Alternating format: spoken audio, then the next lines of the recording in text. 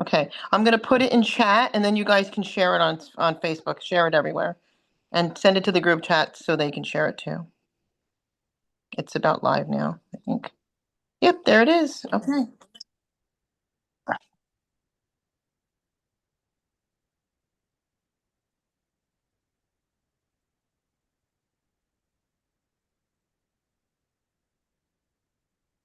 Okay, here it is. Oh, good, there's Vicky Gribbon. I might bring Vicky in too. All right, you guys should have it in the group chat. And welcome, everyone. We are here for a very special live broadcast tonight with regards to the Family Justice and Accountability Model. I am now posting this on Facebook for everyone to join that would like to get lots of questions that have come through answered. This is our normal Wednesday evening Zoom meeting that I do each week. And basically we go over just what we're doing, any kind of strategy. We do lots of educational information in these Wednesday night meetings with regards to family justice and accountability, making America's children safe again, and Kids for Congress, where we give kids a voice before their Congress and U.S. senators, members and U.S. senators, where kids come with us to D.C., or we do virtual meetings with the Congress members and U.S. senators so that kids can have a voice that they've never had. My name is Francesca Amato. If you do not know me, I have been advocating as a multifaceted expert for now pushing 19 years. Boy, does that seem like a long time. That is almost 2 decades. And I am literally blessed by God, not just for the knowledge that He's given me, but for the successes that we've had over the years.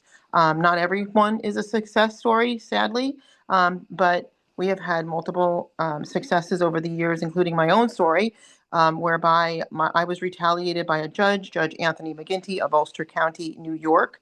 And because I was assisting families and I was in family court myself, dealing with protecting my child.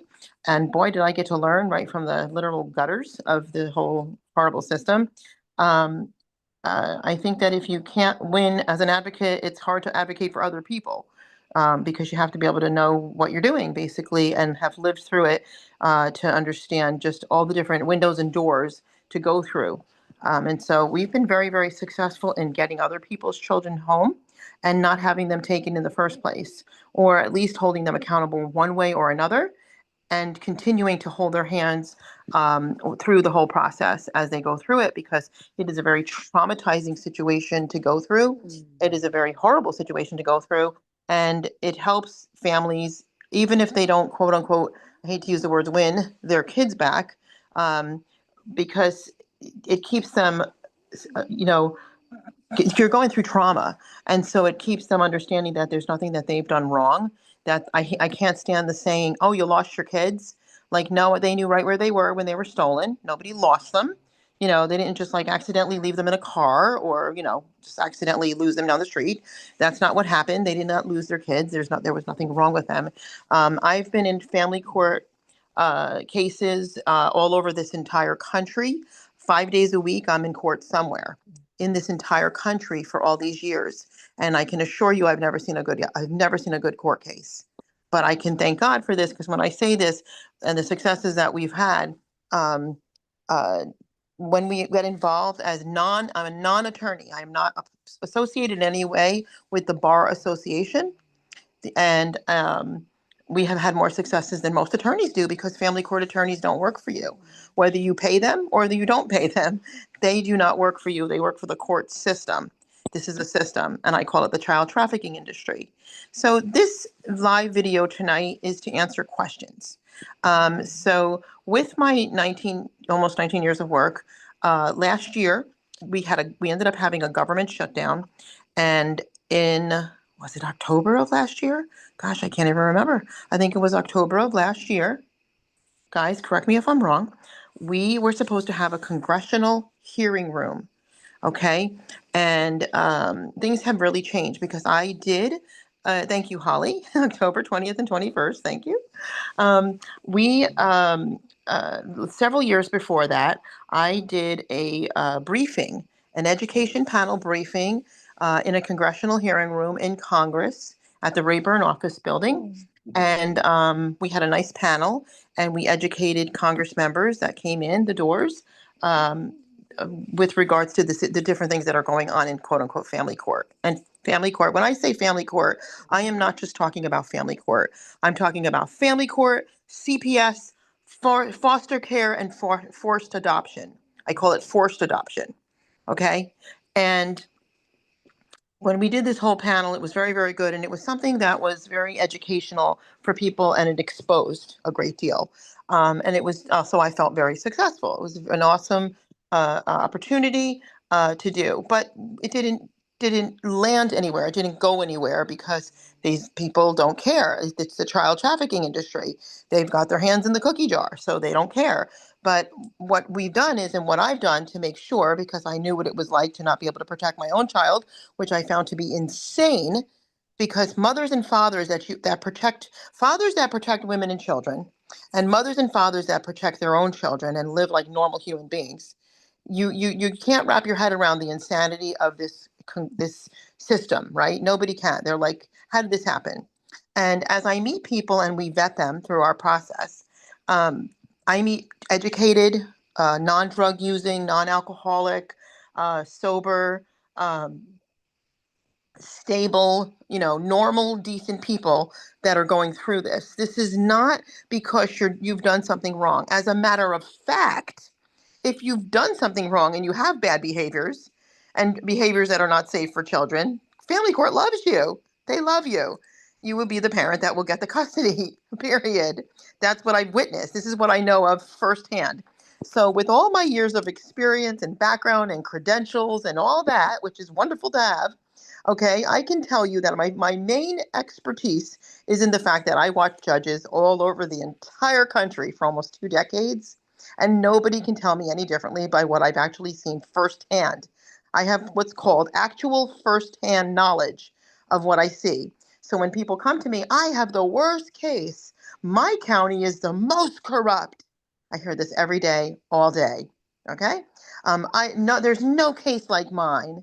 And to you, there's not any case like yours, but I can promise you there's worse, and there's lots and lots of them. And it's a pattern of abuse throughout the entire system. So I said one day last year before we went in, we went and we did this, and people came from all over the entire country.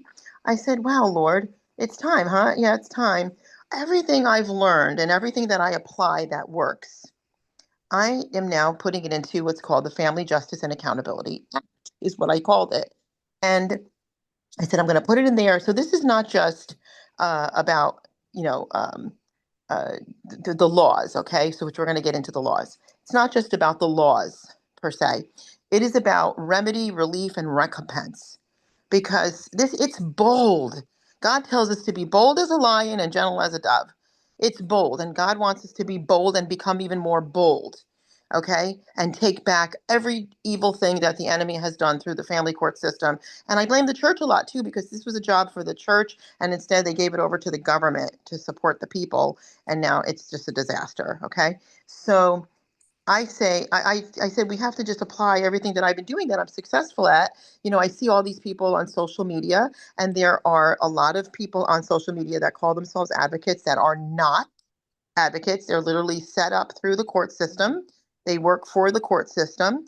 We call them trolls. We see them. They all they do is while we're working and helping people, they're attacking us. Those are the people that are not advocate. That's an advocate doesn't do that. Okay, they have no time to do that. We don't have time to go make pages to attack other people. We don't do immature things like that. But there's other people that are out there that are genuinely advocates. They just have maybe a smaller not such a large knowledge base, and they're asking the same questions over and over and over, or they're new, they just started speaking out a little bit, and so they're in shock still and they don't know what's going on, and so they're asking all the questions that we've already, like in court you'll hear asked and answered, over here we already have the solutions. This is what you do. And family justice and accountability is not new laws. We do not need new laws. We do not need another child's name on a law, because even when they get passed, the courts don't do anything about them or with them. Okay? This is a corrupt system. And I am a firm believer of not going around the same mountain year after year after year after year. And you might say, but Francesca, you've been doing this for 2 decades. So aren't you going around the same mountain year after year? No, I'm actually not, because we apply the actual laws in court. But how do you do that? Are you practicing law without a license? No, I'm not. Not even close. I do not pretend to be an attorney. I am not an attorney. I do not work for the Bar Association. I am not under their certification. And I have a separate and distinct role as an Americans with Disability Act advocate. And as an American with Disability Act advocate, I have a legal right to do things. And these are federally protected rights. I have a legal right to aid and assist my client. And guess what? That includes speaking in court. Can you imagine? And I have the right to help them with effective communication. And there's so much more to the ADA. And so several years ago, attorneys would tell me, don't mention the ADA in court. Don't do it. They'll think they're disabled and they'll lose their kids. I'm like, really? So disabled people can't have children? Wow, isn't that discrimination? 101, 102, 1010, like, isn't that discrimination? Isn't that a federally protected right? Okay, now there's a difference between a criminal mental injury and just a disability. So if you have cancer, you have a disability. If you're in a wheelchair, you have a disability. If you are blind, you have a disability. Does that mean I take your children away from you? I'm sorry, excuse me? If you have PTSD, depression, because you've been battered by somebody and you were in a relationship and they abused you, and now you have a disability. And a disability can also cause a learning disability. It doesn't mean there's anything wrong with you. There's actually nothing wrong with you. You've been injured, and that's why I like to call it psychological injury and not the word mental illness. Mental illness sounds so terrible, doesn't it? Mental illness? What a mental illness. It's derogatory. It's right. It's demeaning. And so we don't like to use that word. Now, don't get me wrong. There are people out there that have criminal, I'll say mental illness, that you don't want children around, and we're going to protect them from them. Like we should protect them from the judges because they have severe mental illness. And I'm not joking when I say that. Any of them were to be diagnosed, we would find that they each have narcissism. I know we throw that word around a lot in society today, and everybody thinks they know what they're talking about. But in reality, they have a lot of addiction. They have severe mental illness in the genuine sense of the word, and a lot of it is very dangerous. And you would have to safeguard your own children from these judges that are making orders for you. And that is the reason why we're seeing judge after judge being arrested lately. Have you seen the good news? I love it. That's got a lot to do with FJAA. So, one of the questions that people say is, Francesca, did the FJAA pass? Francesca, did it get a bill number? Now, that's my own fault because I called it an act. But guess what? The FJAA, which you're going to see a short video that's going to really educate you on the FJAA. And those of you that have been with us from the beginning, some of them are going to speak out tonight. We have some amazing news, amazing testimonies. We're not going around the same mountain. Guys, we have success stories. Guys, we save children. Guys, I have children that pop up on my news feed all the time that, thanks to Punish for Protecting Incorporated, they're back home and safe and thriving. Okay? I can show you, and sometimes people don't know because some of the families, we keep them very secret and protected. Some thank me, some don't. Some just go on with life and they live rejoicing. Okay? That's just how it is as an advocate. We are one of the most mistreated people in the country, in the world. They think that we don't deserve a paycheck, by the way. It's kind of ironic. We're the only person in the world that goes to work and we're told we don't deserve a paycheck, but we do. We're literally fighting with our blood, sweat, and tears, okay, for your families. You're not even our family, your families, to save your children. That should be the most important thing to you in the whole world, right? So, and it's somebody one day said advocates don't get paid. Everybody else in the world does. But advocates, even drug dealers get paid, but advocates don't get paid. But anyway, that's a joke I like to kid around sometimes. Um, but and nobody could make it through this life. Nobody could pay their overhead if they didn't get paid. Okay, and if anybody thinks an advocate shouldn't get paid, if that's your philosophy, which I do tons and tons of free work as well, which I don't have to, but I do, and it's by choice. But and just I would just encourage you to just tell your employer on Friday or whatever day you get paid to keep the paycheck, and just see what it's like. And then maybe you would have a better respect for the people that are actually fighting for your life and your lives of your children and the life of this country. because it's a very serious matter. We are fighting the pits of hell every single day. We are in an adversarial work environment every single day as we're holding people up and holding their arms up and trying to hold them together because they're in the worst place of their life. It's not our fault your children were taken away. It's got nothing to do with us. We're just here to help you. Okay. And it is a job, unfortunately, as well. Now, to go past that, when we went to Congress in October of 2025, the end of last year, the success has been tremendous ever since. Tremendous. God couldn't even make it any better, and I have more coming. Okay, and we have proof of that because RFK Jr. just spoke out. Trump has spoken out. Melania Trump has spoken out. There's some things that we didn't like, which we're going to show you what we've done when even though they've been presented with the FJAA, there were things we didn't like, and so I was bold and we spoke about it. We made noise until we got it turned around, and I'm very grateful for that. The adversarial trolling that we've had has been, and you guys know that have been with me from the beginning of this FJAA last year. You guys saw some of the insanity. And when I look at that, and this is what I want you guys to differentiate. There are advocates that you're looking at right now. These are very good people that are here. These are volunteers, and these are amazing advocates. Someone just did a blanket statement the other day that claimed that all the advocates, on every single last one of them, is a liar and a fraud and this and that. That is horrible to say and insane. This is a newbie that just like started getting their feet wet. And I have to just kind of call that out because this is part of what we deal with. Part of what you're dealing with reminds me of if you guys were part of Gen X, there was a game called Galactica, I think it was called Galaxy Galactica, where you're shooting, and these things are just coming at you, coming at you, coming at you. That's kind of what it's like being an advocate. While you're being shot at in every single direction, you're trying to save a life. Imagine trying to be a master surgeon while you're being shot at in every single direction. So if you want to be an advocate, that's your first part. That's your first boot camp. Get ready for it, okay? So you have to laugh it off and you have to be at peace and you have to know your God.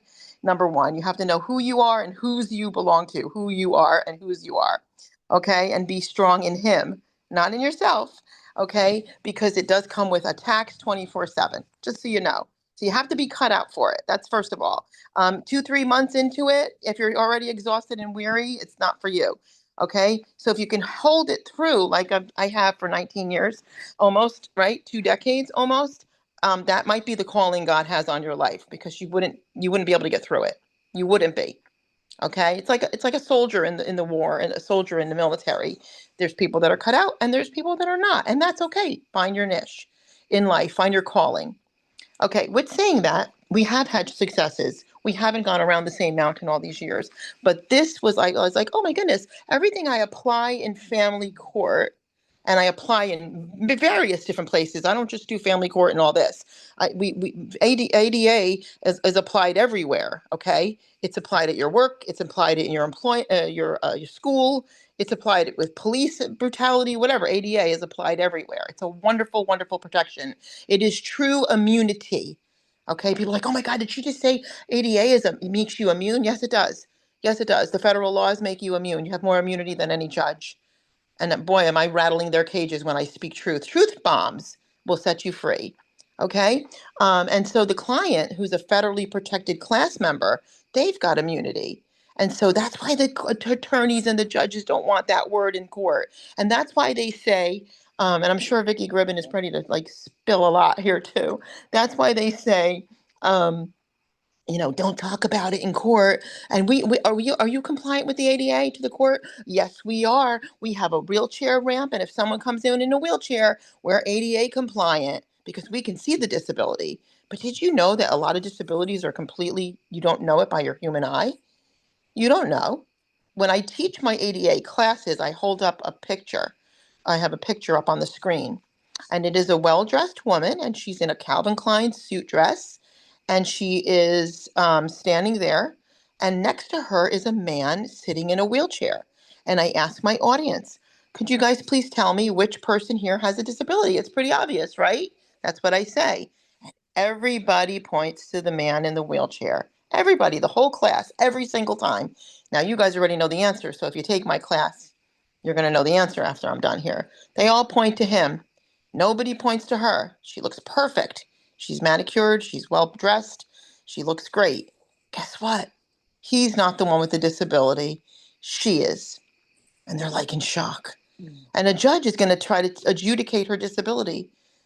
Imagine. And so when he looks at that, when I look at that and I explain, do you know why he just sat down for 10 seconds when someone snapped this picture? Because his wife was shopping and shopping and shopping and shopping and carrying bags. And he got exhausted. There was no place else to sit. And he sat in the wheelchair. There's no disability there. But the woman, she has, and I listed like 4 different disabilities. She has ADD, she has cancer, I don't know, just named off disabilities, okay? And nobody could believe it. So you don't always see a disability. That doesn't mean that somebody doesn't have one, okay? And so the judges have no authority, zero, zero, okay, to adjudicate a disability. They have no authority, and this is very important. It crosses a line. Of course, I'm going to go to criminal. That's completely different. I'm giving you a quick lesson right now. They have no authority to look at, like, in other words, some judges will say, okay, well, we're going to have a motion hearing for the disability, and we're going to ask, what is your disability, ma'am? Well, first of all, that's your private health information. What business is it of yours? What the person's disability is? It's none of your business. That's my job. That's my job. And I tailor something for the client to protect their private health information, okay, to keep them protected and to make sure that the court stops violating their rights. Okay. And so that's something that I do. And yes, I talk in court. Isn't that amazing? I talk in court. I don't just talk as an Italian or a New Yorker that has a mouth. I talk in court as well. Okay. I call breaks for clients. I speak the federal codifications so that if the opposing counsel tries to object, I have the answer for them. Okay. And I have judges all over the entire country defend what I'm saying. I've had opposing counsel go nuts on me in multiple courtrooms, and I've had judges support me, and I've had judges keep me out completely. Okay, I've had all kinds of things happen, but we do have judges who we have trained that respect what I do. Okay, know that I'm not an attorney, know that I'm not unauthorized practice of law. They know that I'm not doing whatever that even means. It's a kind of a joke. And anybody that supports, oh, well, Miss Amato is not a licensed attorney. Anybody that supports that garbage, you are part of the problem and not the solution. Okay, we're here for solutions and answers. We're here to set the captives free. Okay, it's been too long, this bondage. It's too insane. There's too much devastation. There's too many children lost in the system. There's too many fake bills out there that if can't, the Congress members and U.S. senators can't wait to put the bill number on, because you know why? Because it makes them look good, because they think that they're pretending to be doing something good for you guys. And this is the part that I will say, that's why decades and decades and decades go by and people are still going around the same mountain over and over and over and over, over and over and over. Not even 40 years. We're talking way more than that. They're going around and around and around and around because you're not getting the answers. And tonight you're going to hear the answers. That's what FJAA is. That's why we've been the most attacked advocacy group that's ever been out there. We are the most attacked. And I say, rejoice in God, because it says that we will be persecuted like he was, but we're doing the right thing. We're doing the right thing. Okay. And that's why he makes us strong in him. It says, when we're weak, when he is strong in us, right? That's what makes us strong in him to keep going. And that's when he keeps showing the greatness of what he is doing in all of this. Not in the situations. The situations are horrible. The situations, if I stopped to cry, I probably would never stop. Okay. Because of the grief but that's what keeps me going, because I see your children. I see my own. I kept the focus on my child. When I went through this, I continued to fight for other people. When I went through it for 8 months with my son. He was in a dangerous situation. Okay. And I went for the judge's jugular, and he went for mine, and I went for his, and he went for mine. But I learned and I kept going. And that's when I says, okay, Lord, it's time to present FJAA. Yes, it is. And the people are going to heal along the way. I didn't know if some of them were going to attack me along the way. He forgot to tell me that part, but he said they were going to heal along the way. So we kept the focus. So we go in October and the government shuts down. And because the government shut down, the congressional halls were open to the public. You can go in and out. You can talk to your Congress members if they were there. Many were not, but a lot were. You could talk to them. You can go in and out, but you can't get a congressional hearing room anymore because they furloughed all the security, right? They weren't there. to that level, to that capacity. But guess what? God is so awesome. The attacks that came, I can't even, it was so intense that I knew God had something up his sleeve. So as we get there, I'm finding out we're not going to get the congressional room. Oh my God, I got all these people coming, plane tickets bought everywhere, traveling, all this stuff, taking off from work and all these people. And we had 250 people come to Washington, D.C. It was, and I know I've been a part of the so-called family rights movement for so long. I'm not a part of that. I separated from that years ago. I saw a lot of insanity and I didn't want to be a part of it. Okay, so God says separate, set apart. So I did. But the movement itself I've seen. Now we've done huge stuff on the lawn in Washington D.C. We've done huge concerts where there's been hundreds and hundreds of people, that kind of stuff. Yeah, but nothing like this. So over 250 people showed up. I had weirdos show up. I had people sitting in front of me that just glared at me and gave me the evil eye the whole time. I mean, it was something, let me tell you. It was something. But it was powerful and it was awesome. But we had limited time. So we went from an 8-hour congressional hearing room to I think a 3-hour room or a 4-hour room. I had to cram everything together. I was getting attacked because, I'm God. I shut the government down and I shortened the room hours. So I got attacked by people for that. Instead of being grateful and thankful that someone's trying to help you, these are the attacks that came against from the people that I'm trying to help. It's like, when a person is drowning and they're drowning the person trying to save them, it's kind of like that. Okay. So, and it doesn't even make sense, but this is what people do. So we did this amazing. We have videos all over this YouTube channel. You can go watch them. We had an amazing panel, education panel. Okay, and we had Veronica York. We had Holly spoke and Ashley. I mean, we had such great people. We had who I think she's just amazing. We had Marilee McLean. I don't know if you guys know her, but she's amazing. And after this whole thing was done, Marilee has done this work for over 30 years. She's amazing. And she gave me the honor of taking her page, Moms Fight Back. She literally gave me her Moms Fight Back. And I was just so honored. I'm so honored to be able to help with that as well. Okay. And so we went from that to not Congress members and U.S. senators, bipartisan support on both sides. I couldn't believe it. Um, and success beyond success, which we're going to show you some pictures and stuff. I'm going to have Holly speak next to kind of she's going to tell the story about everything that happened. But it was like, no, you don't really need to put a bill number on this. And the reason is, and I'm going to show a video so you guys can all be fully educated on as to why when people ask me, did you get a bill number? Did you? I mean, they're going to give you bill numbers for foster care, guys. They're going to give you bill numbers like I'm going to show you later. They put a bill number on it to try to regulate people like myself. They're making people think, oh yeah, we're going to do this bill because it's going to let advocates into the courtroom. Well, advocates are legally allowed in the courtroom. I don't need a bill to do it. See, this is what I mean, guys. This is the problem. We don't want to be a part of the problem. We don't want to be a part of the regulations and the nonsense and the court controlling people. We're better than that. We're bigger than that. They're under our feet. That's nonsense. Okay, no, enough of this nonsense. Are you a licensed attorney? Can the advocates come in? Let the judges? No. And then they want to regulate us on top of it because the judges are going to say whether the advocate is where they want them to be, so to speak.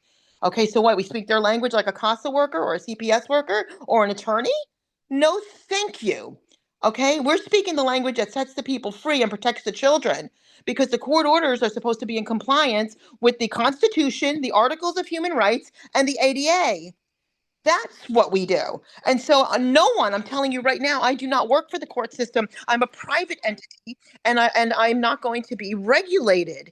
So we have a change.org, and I need everybody to sign it. And if someone can please put that in chat, and then we will make sure that it is. You got to go to my Facebook page or wherever you'll find it. Please sign it because it's one of those things that is a bait and switch. Okay, yes, it's going to help advocates get in. It's nonsense. Read it and you'll see it's dangerous. And if it was good, I would support it. Okay, just like Family First. Now, those very same people, okay, who've tried to destroy everything I've ever done from day one, okay, and I'm talking, they come in, they're infiltrator snakes. That sounds so good. Family first. Family first. Oh, yes, that's what we want. Family first. Oh, but they never told you. Did you read the fine print? Do you know why there's ghost children today? Do you know why so many children are in foster care? Do you know why they're being stolen left, right, and center? from these horrible bills. So FJAA doesn't need a bill number, but we got even better than that, guys. Way better, okay? Because it enforces the Constitution, it enforces articles of human rights, and it enforces the ADA.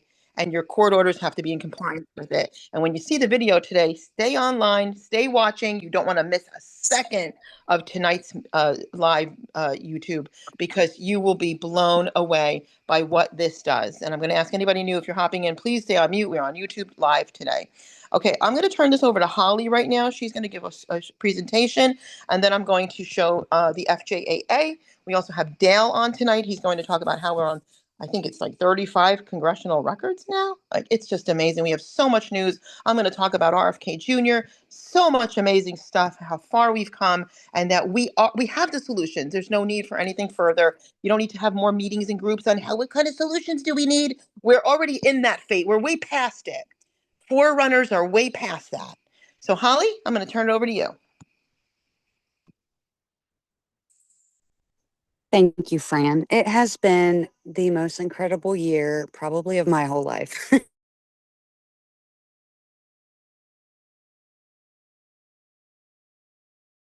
After winning in family courts and getting my kids home, I still was not okay. I had not found the peace. I was battling with PTSD pretty bad. And so, in the midst of that, and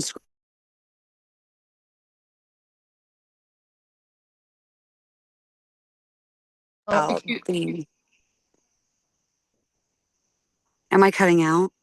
I think you're lagging. Can I check with one other person? Is anybody else hearing her lag, or is it just me? Yeah, it's lagging. Okay, so maybe move so we can. Shoot, hold on one second. Let's see.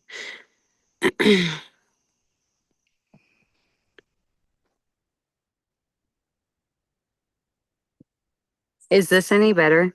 I think so. Okay. Where did I leave off? I'm sorry.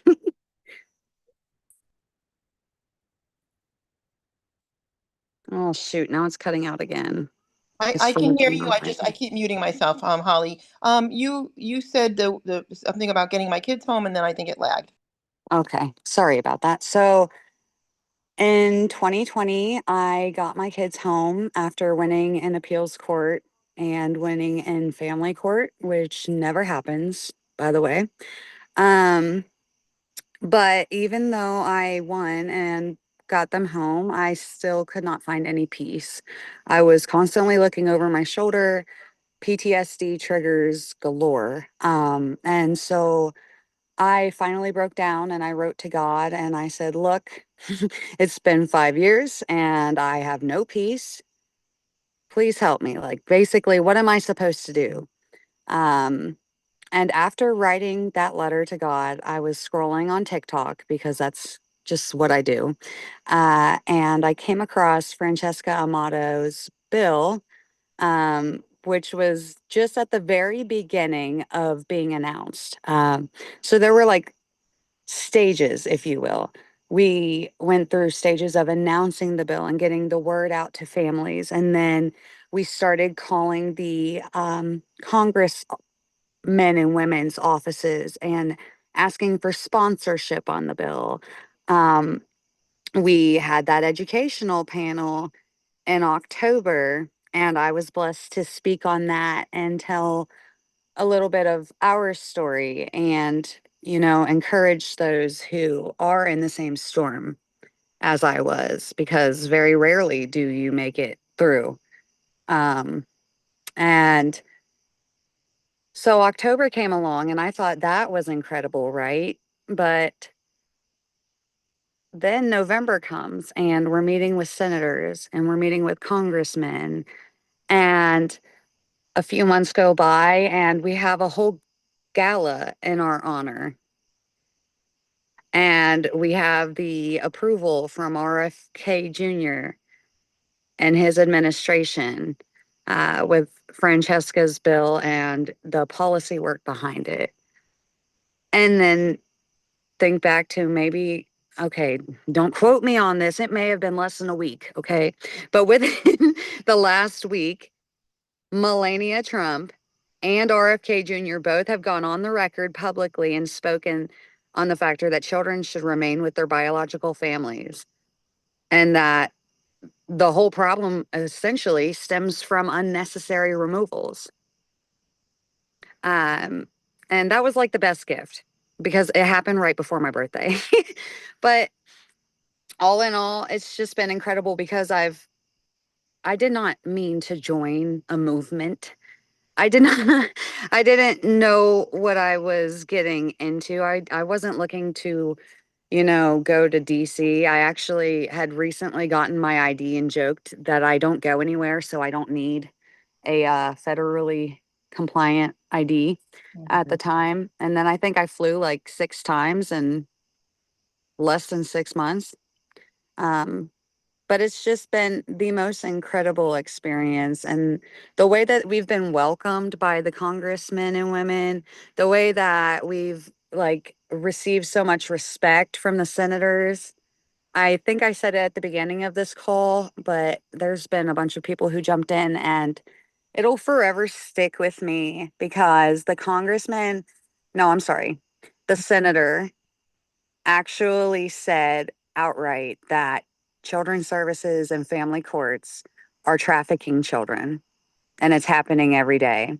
And he said how much he wanted to work with us and thanked us for what we do. And it was the coolest thing ever. Um, Fran, I'm sorry if I'm missing something, please, definitely. No, I think you're covering it really well. I'm kind of just showing the history on the screen. This was DC multiple times. This was the education panel, the Congress members, the U.S. senators, RFK Jr., all the private MAHA events. Sorry for the dogs. The private MAHA events, more to come. Um, no, you're covering everything. No, Sorry, you know what I forgot to mention? Our private tour of the tunnels. yep, the private That tour of was the the tunnel. coolest. I think The I actually coolest. have that coming up soon in these photographs. These are just a bunch of, believe it or not, this was Schumer's office. This was a private meeting with Schumer, is my name. Um, both Republican and Democrat. This is my book. Sorry, there's going to be some things here that are just, here's, I love this. The people outnumber the corruption. I want you guys to remember that. I want you to feel empowered today. That's why we're doing this video today. The people outnumber the corruption. Okay. One of my mottos for all of this um, is the fact that this FJAA puts the power back into the hands of the people. Okay. And we have Family Justice and Accountability, the largest court watch team in America. We line the courtrooms. That's a courtesy gift. Matter of fact, there's Meryl Lee McLean. That's not something that we charge for. So even if you're my client or not my client, we still do that for free. So we do a lot of things for free, and we cover every state in the country. So we have the federal chapter, which is the whole country. We have Alabama, Alaska, Arizona, Arkansas, California, Colorado, Connecticut, Delaware. We said federal already. Florida, Georgia, Hawaii, Idaho, Illinois, Indiana, Iowa. No, whatever state you're from, you can join. Kansas, Kentucky, Louisiana, Maine, Maryland, Massachusetts, Michigan, Minnesota, Mississippi, Missouri, Montana, Nebraska, Nevada, New Hampshire, New Jersey, New Mexico, New York, North Carolina, North Dakota, Ohio, Oklahoma, Oregon, Pennsylvania, Rhode Island, South Carolina, South Dakota, Tennessee, Texas, Utah, Vermont, Virginia, Washington, West Virginia, very corrupt state, Wisconsin, Wyoming, and one of my favorite sayings, the Family Justice and Accountability Act, if you will. We don't have to call it an act. It's really a model federal chapter. It's an initiative putting the power back into the hands of the people. That's where it belongs, with the people. Don't settle for cheap imitations. Um, Okay, now I know that I'm kind of like skipping here because I'm trying to find the tunnels. So I have all kinds of stuff. I do a lot of stuff. We were there literally, this was as the government was opening. So we were in the we were with one of the Congress members, and literally we spent hours in this room, hours. until it opened. Okay, until it opened. This was Richard Blumenthal, another, I mean, Congress members galore. Sorry, my grandchildren. I'm going to kind of skip through there. There's Larry Baker. He's everywhere. Larry goes everywhere. Maha, another Maha free. I don't even have to pay for these. God literally gives me VIP. This is Heart of New York TV. That was when I did multiple interviews there. There's Holly. There's some of the people that came down with us. She was fighting for her niece and she got her back finally. Let's see. More Heart of New York. This was when the government was shut down, but we were there up until literally the second the government reopened. So here's people, we had people all over DC, all over. It was just phenomenal. Okay. And I'm very thankful, because I got, look, who's this wonderful man right here, Holly? Who's this wonderful man right here? Right here. The doctor. That's the grandfather of vitamin D. Yeah, No, he's not the world-renowned. grandfather. He's the one who found uh the vitamin D element, and He was one of our he guest speakers. actually worked for NASA with the bone health of the astronauts at one point in time.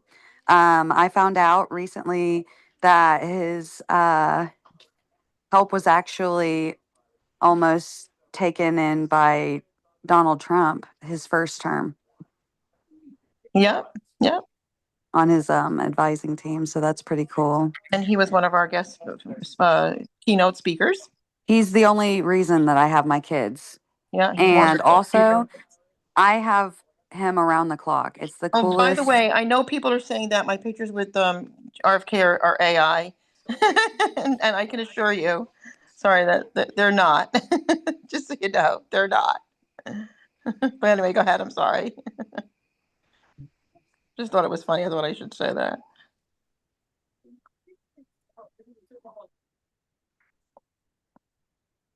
This was RFK's birthday.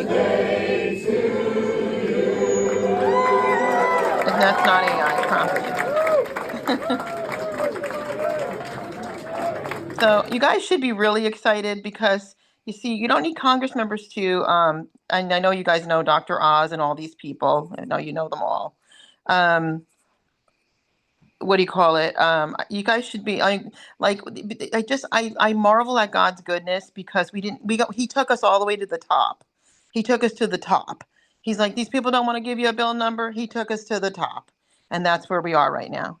And so I want people to be encouraged. Now, this is the Waldorf. So you've seen, I'm on the board of United Doctors of America. I became extremely good friends. We're super close. Me and Diana Starr, she's amazing. She's been in here before. And the Waldorf, as you can see, we packed it. We packed it. We had the whole they call this the living room, America's living room. And as you saw in some of the photographs that came through, we had the whole place packed. Okay, we had it packed with families during a government shutdown, guys. Amazing, amazing, just amazing. Not sure why I took a picture of a car, but yeah. So this was actually from several years ago, back in 2016. I was endorsed by Assemblyman Frank Skartatos. So, when people like to say, oh, Francesca's a fraud. Francesca doesn't do anything for people. This right here, this lady right here in the blonde, does anybody know who she is? That's Kellyanne Conway. Yeah, great woman. That's my son when he was little. And then these are just people that were with me. That was DC then too. Now, Golden Age, so you guys know, because I heard some people mocking that. Oh, they didn't get to go to anything great. It was just the Golden Age. Anybody here know anything about the Golden Age in DC? Anybody? There's Senator Fincham. He was my guest at one of the Golden Age events. Whoever thought that I got to invite a senator. Imagine I got to put a senator on a guest list. So, yeah, it's been pretty cool, I have to say. It's been pretty cool. More DC trips. So as you can see, we've been back and forth a million times. A million times. Fighting for your families. The System That Fooled the Nation. This is one of my books. This actually is the Family Justice and Accountability Act in there. There's a lot of information in that book. It's actually, I think we're about to see, that's my son, by the way. You saw him as a little kid. Now that's him now. And this was at the Waldorf. And then you're going to get to see, this was another event that we were at. It was a big legislative summit. It was actually held at the Waldorf. And there's Golden AZ. And you see, these events are private. You can't just get into them like the trolls are trying to say, like it's McDonald's or something. And so these are all and it's not about these events, guys. I don't care if that's about events. I'm there to do a job. Okay, but if God wants to bless us, literally, I was able to bring, I don't know how many of you guys, like 40 or 50 of you guys, I had to stop now. Nobody was about to be 10 people, I was about to be happy. Like, this is God's blessing and favor. I mean, it was tremendous, absolutely tremendous. That everybody got to go, and I know that after people have suffered so long, there's Diana Starr, my son. I know that when people suffer so long, and you guys know my sister, I'm sure, they deserve to have some good things happen to them in life, don't you think? After everything that families are going through. Melissa, she's awesome too. So, yeah. So you guys can get a good idea. Because I have something really cool I'm going to show. There's Andre Soriano. He's a very, very famous designer. He's actually in Italy as we speak. And he made me a dress, and he made one for my sister. 2 beautiful gowns. They haven't been shown yet, obviously. There will be a reveal. And this was actually made and created for Donald Trump by this guy right here, John Harrington. Does anybody here know who that pastor is right there? Anybody know who that is? He did the inauguration for President Trump. John Harrington is actually the main person who handles all the DC golden events. That's my dog, Wesley.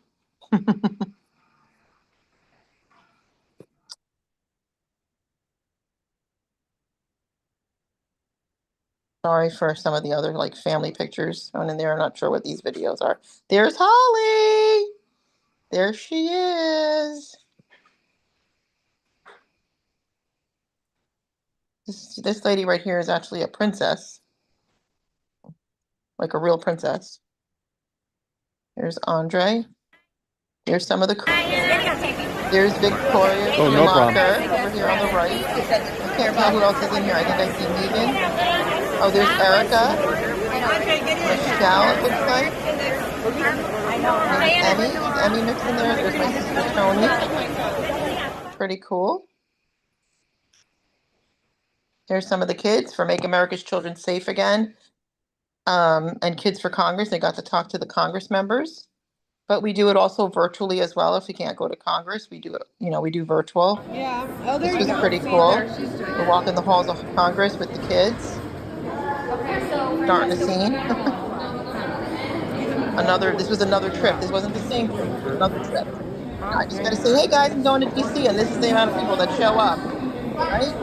Yeah, people show up. Now look at this. Guys, you guys are Pretty cool. Yeah. Oh, there you go. And this is up at us at the Lincoln Memorial. So it's been pretty. There's Emmy and Kate. It's been pretty amazing. It's been pretty amazing. But we got the good stuff coming. I'm saving the good stuff in a minute here to tell you guys what else is happening, because this way people can have their questions answered. So you don't need to pass a bill for laws that already exist. FJAA is all about enforcement. Okay? It's all about enforcement. FJAA is all about enforcement. What are we enforcing? We're enforcing the Constitution, the Articles of Human Rights, and we're enforcing the ADA. Okay? This is Anastasia Yop right here between me and my sister, and this lady on the right, this was one of Trump's biggest advisors. And then that lady right there, I have her card here somewhere. Oh goodness, I'm very bad with names. Betsy McCaughey. Okay, she was the lieutenant governor of New York many years ago, but she's running for Connecticut. Uh, now she lives there. So I just thank God for this. See, I don't care about the chutzpah and all that. That's not what this is about. This is about getting a job done. Okay, that's what this is about. This is about getting a very important job done. Um, because this is a very serious problem in our country. And what we're doing right now, this is another Maha event. What we're doing right now is going to affect the children in the future, and that's what we care about. So yes, these are solutions. We're not. It's not just about shaking hands with these people or anything like that. God opened these doors. God opened these doors. Stephanie, right here between me and my sister, that is actually, she's a female, obviously, but that's actually Robert F. Kennedy's right-hand woman, not man. Okay, I'm going to say it correctly. That's his right-hand woman. She handles everything. Okay, so.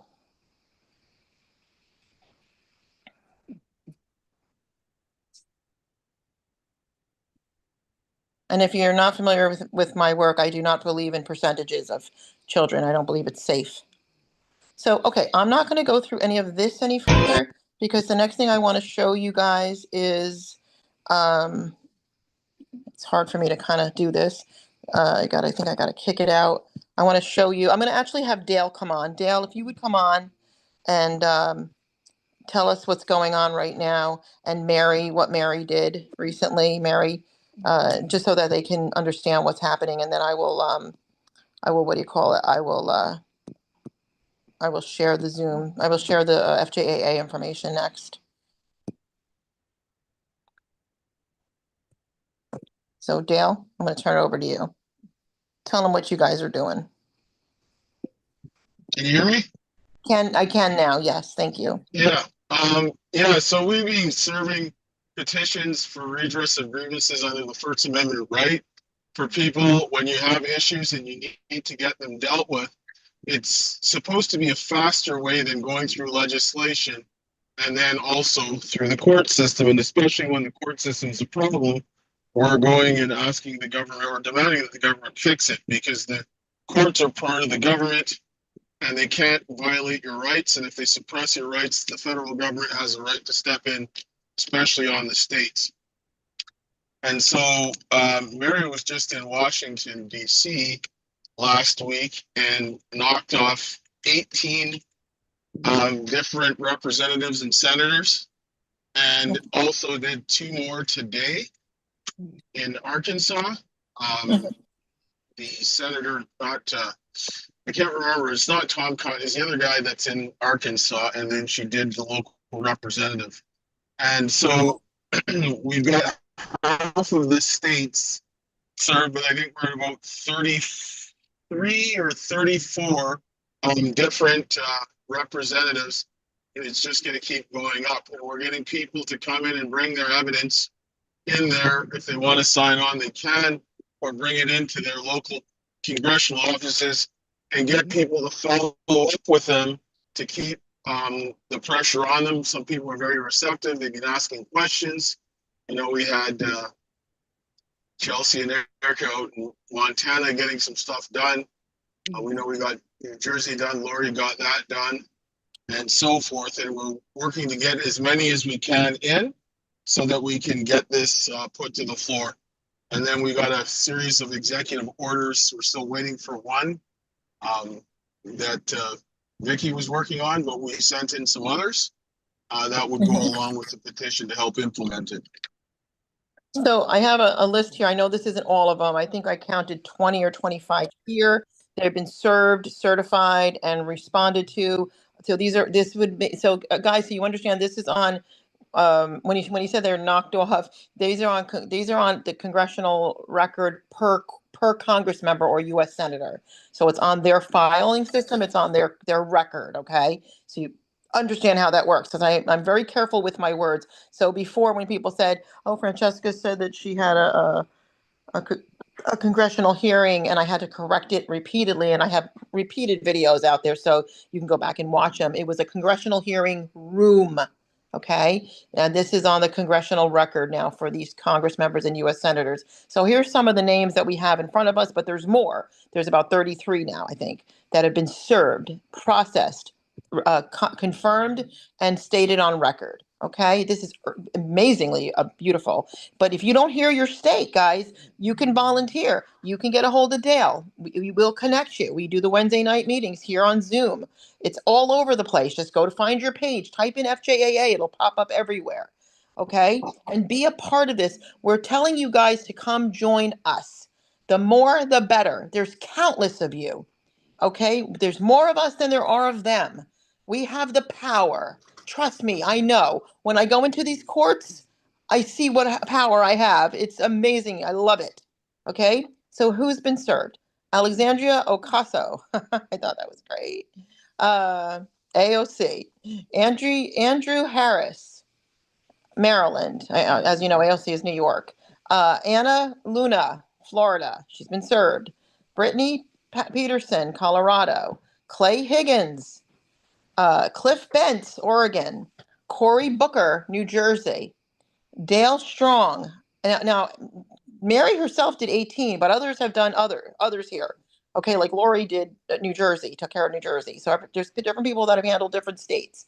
Mary happened to literally just go right to DC, but you don't have to go to DC to do this. You can serve your own senator, US senator, or Congress member right in your own state. You can go right to their local office. Okay, you can do it that way. And Dale will help you so you have everything you need presented. Some of them have been served by certified mail. Some of them have been served through the Sheriff's Department. And some have just been directly served. Okay. With acknowledgement, like I said. We have Dan Newhouse was served in Washington. Diana Harshberger, Tennessee. Eli Crane, Arizona.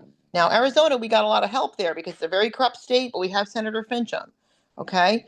Jack Bergman. We have Jack Bergman. I'm supposed to be telling you guys the states. That's Missouri, right? Am I, guys?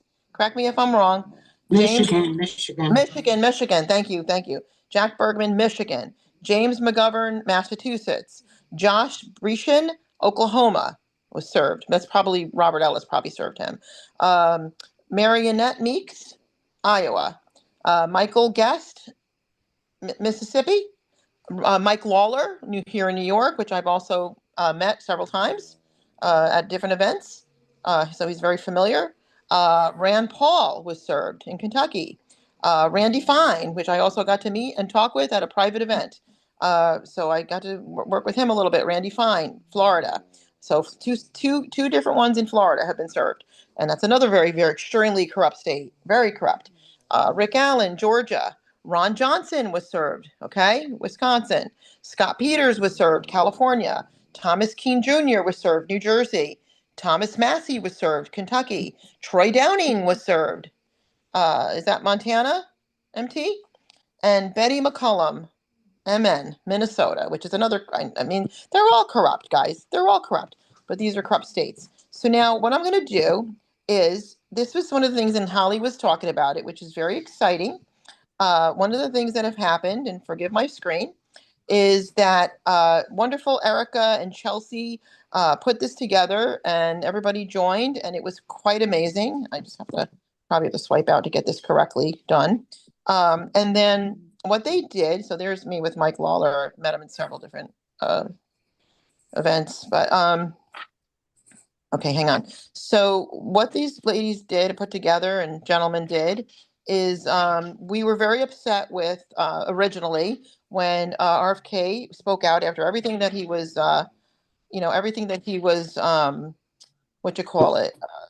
presented, because he had the whole briefing. He had everything from the FJAA. And remember, there's recompense, remedy, relief, judges to be arrested. Anybody that harms children in a court order would be arrested. So that's that is the FJAA in a nutshell. Okay, and the recompense goes into, and that's what they're talking about now. Recompense goes into, listen, if you took somebody's children, you can never pay them back enough money. There's not enough money in the world for the damages you've caused to this family, these families, these biological families all over the country. I stand for bio family above anything. And so as part of the recompense in the FJAA is paying for their college or their trade, whatever they want, and their counseling, whatever they want. is to reimburse the family, recompense back to these families everything. Okay, that's one of the phases of what we're doing. Arresting the judges, arresting the CASA workers, arresting anybody that falsely accuses, holding accountable false allegations. It's a crime in every state anyway, but it's never held accountable in family court. So we're enforcing everything. When things start to work right, you're going to love family court. You're not going to hate it anymore because it's not a safe place. Because when justice is served properly and children are saved and protected and families are put in the right order, and you don't have to be afraid to go to family court because you know that if you're a good parent or parents, you're not going to deal with this craziness anymore, right? So we're setting it in order. Okay, so we're putting it the way it's supposed to be. Now, with saying all that, they would have to recompense everything back. It would be monetary, it would be criminal charges, it would be civil, it would be so many different things that would happen to recompense back because that's part of what needs to be done. Recompense is of the Bible. Recompense is when you commit a sin against somebody, you're supposed to not just repent and that's it. If you steal somebody's car or husband, you're supposed to return that. Not keep that and say, I said I was sorry, I'm forgiven. No, you're not forgiven unless you recompense. Okay. That's a novel idea, but it's the truth. That's really what's biblical. And so they have to recompense back. And you can't really recompense back the damages. So you have to pay hefty fees back to families, pay for their college, pay for whatever it is, therapy, whatever it is, to restore back. So some of the stuff they're talking about is when the kids are 18 now, they end up in a black, garbage bag like they were taken. With their clothes on their back, and that's see you later because you were just a dollar sign to us, okay, and everything that happened to you, you were just a dollar sign. So what they're talking about is making sure that they are, and you've heard Trump just recently say it too, they're going to make sure that these kids are going to have wealth. He said it, they're going to have wealth. Okay, now here's the thing, I'm doing more than that. When I go in September, I need people to mute. When I go in September, now that my next phase is that now I'm going to be fighting for the children to be returned to their biological families. That's my next phase. Now, I want to let you guys know something. We have something in Marlboro, New York. It's a center, and it only has between 20 and 30 comfortably. It's more of a private. It's a suite. And I do have a podcast room section in there, and we do seminars. My sister and I. My sister is Let's Heal America Now. You've seen her in some of the pictures. So we're very much about healing this entire country in multiple ways, health wise, family wise, the most important things in this life, right? So she does seminars for the health, and she has an amazing. I mean, I can tell you, I've seen cancer completely reversed. I've seen everything in my sister's care. She's amazing. She's literally amazing.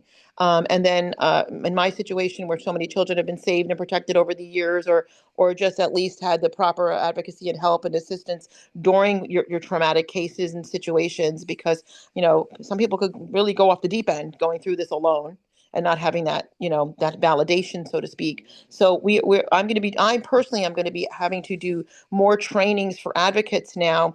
So they're properly trained, not just haphazardly out there. Anybody that's under punished for protecting is going to definitely be trained properly, or they're not going to have my name on them, because I'm very, very, very, very thorough, and I'm very.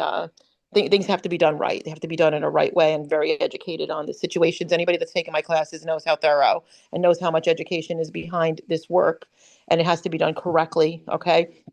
So there's a lot of different advocacy groups out there that are I feel like they're just wasting time and keeping the system going. We don't do that. Okay. We take the axe to the root. I've always said it. We take the head off. And so we'll be doing private trainings in there coming up. So keep an eye out for that if it's something you have a passion for. Another thing that I do is I'm going to be doing very soon. We have a couple of already booked out, but people that have always had like something they want to talk about, as long as you fit our vision, we're going to be doing, and we have a whole plan for that for speakers. So we're looking for public speakers to do stuff. And you have to remember, we have major connections with DC. So you never know where you might end up, because you could end up right in front of RFK Jr. or anybody. You just don't know, because of the connections that we have now, that the doors that God has opened. And so you would be in the room itself. It's more private because, like I said, it maxes at 30 comfortably. But we also have, we do hybrid, which is meaning that hundreds of people could be on the virtual Zoom watching you. I need muting whoever's talking. who would be watching you do your public speaking. So all these different opportunities are available, and it's America's Freedom Voices Center in Marlboro, New York. And we've already had a good inquiry about that. So what I'm going to show you now is an awesome video that was put together by, I think, Erica and Chelsea mostly are the main people that did this. And then you can see all the different people that are in it. But this is what got the attention of RFK Jr. because we pounded him with it. That got him to say, okay, we don't need more foster care homes. What we need is more kids in biological homes. Okay, so I love it. So we were very successful with this. And like I said, when I go in September now, I'm going to be going for the jugular because I want these kids back to their biological families. If we have to find them and find who goes where, and it's going to be a lot of work, we know it. That's why we're going to need advocates, you guys. And listen, I paid my dues a long time ago. So there, it's something you definitely want to check into if that's where you feel your heart is. Okay, let's watch this.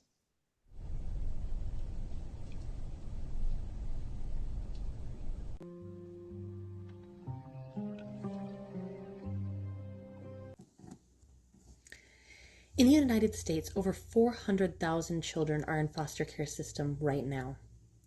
Studies show that foster care alumni are among the most trafficked population in this country. Up to 85% of sex trafficked victims have prior child welfare system involvement. We are 22 families. We have lived inside this system.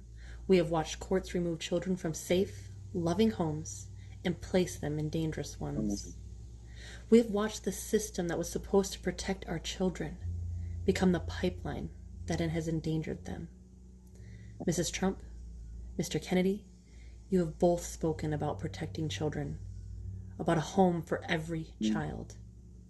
And we're here to tell you, the family court system is standing in the way of that promise. This is our letter to you. Open letter from concerned parents to First Lady Melania Trump and Secretary Robert F. Kennedy Jr. Dear First Lady Melania Trump and Secretary Kennedy, we thank you for your dedication to protecting America's children and advancing child welfare. We come to you as parents from across New York, Texas, Florida, California, Alaska, Washington, Idaho, Montana, South Dakota, North Dakota, and all across the country with direct experience in the foster care and child protective service systems. We strongly oppose the ACF's $7 million performance-based rewards for states with the best foster. Oh, what just happened? Just a second, guys. I'm not sure what happened. Oh, bear with. This never happens. Full signal.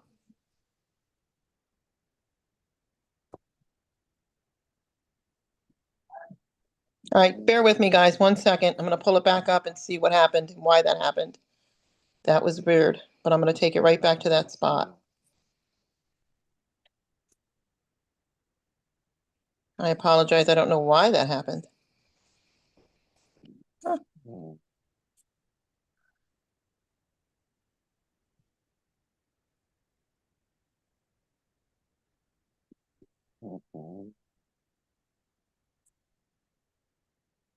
Did I pass?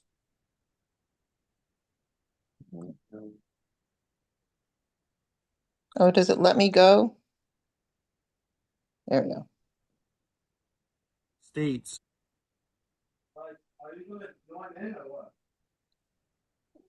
Bonuses. Not sure why that happened. 4,000 to 33,000 per child per year, plus adoption bonuses, expanding the system at the expense of families. Annually, there are 4.3 to 4.7 million CPS reports, with 80 to 84% unsubstantiated. Removals break down as neglect 55%, often poverty related, drug abuse 31%, physical abuse 13%. 70 to 95 emergency removals occur without prior court hearing. Only approximately 45% of children reunify with parents. Many lose rights within 12 to 15 months. Investigations occur 5 times higher in low-income families than in other populations. In the U.S., 4.4 million referrals, 2.1 million. That's happening.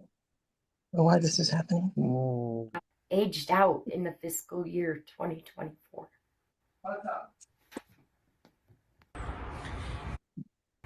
In California, approximately 382,000 referrals, 192,000 have been screened in, approximately 36 to 38,000 children in care, several thousand have been adopted, and 2,684 aged out in 2024. In tech,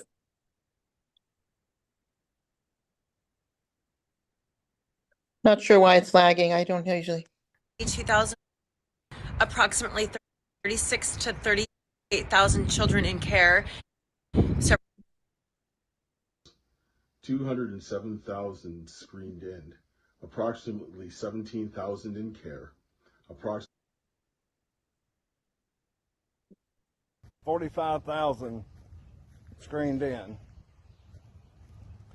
and approximately 8,500 to 9,000 in care, and approximately 800 to 835 adopted, and a few hundred aged out.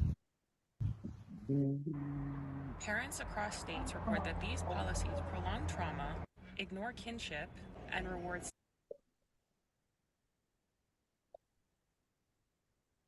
support. I'm so On sorry. behalf of families victimized by the family court system, CPS, and DCF, who lost their children due to severe violations of constitutional and human rights under the family court's guilty until proven innocent standard. Cases stay hidden because parents are gagged,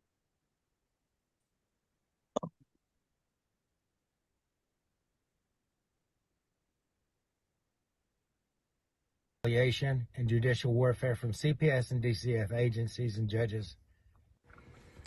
We respectfully urge you to withdraw the awards competition and oppose.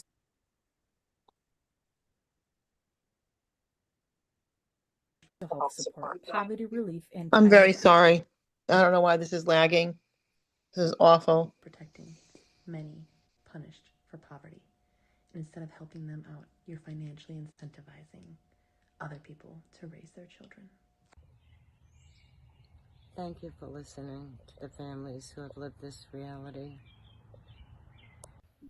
We've clearly laid out the problem.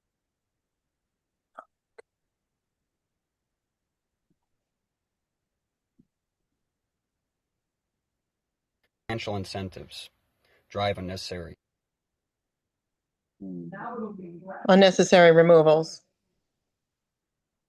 with just criticism. I don't know if I should shut the Wi-Fi off. I mean, this is crazy.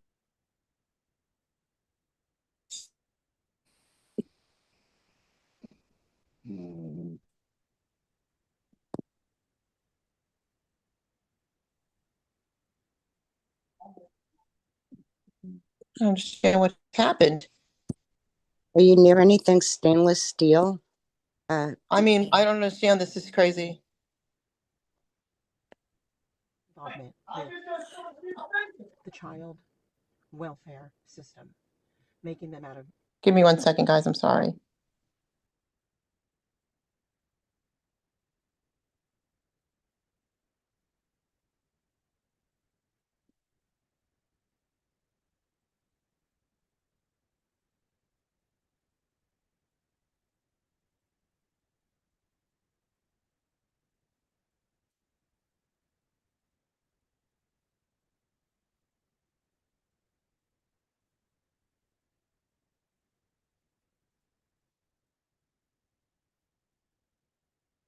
From HHS.